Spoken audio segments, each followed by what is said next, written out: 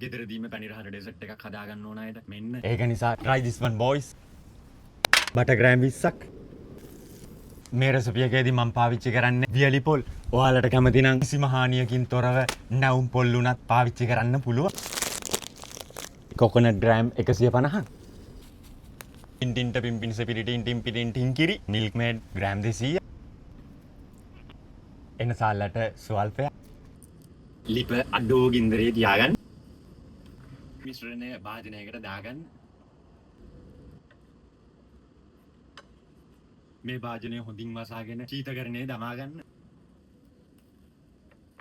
අපි දැන් හදමු සිරප් එක. Sugar gram 200. සීනි ටික හොඳින් කර වුණාම වතුර ග්‍රෑම් 60කුත් ඇඩ් කරගන්න. සිරප් එක පොඩ්ඩක් උකු වෙනකන් ඇඳි ගාගන්න. මේ මිශ්‍රණය Tamanට අවශ්‍ය පරිදි කැමති හැඩයක් නිර්මාණය කරගන්න.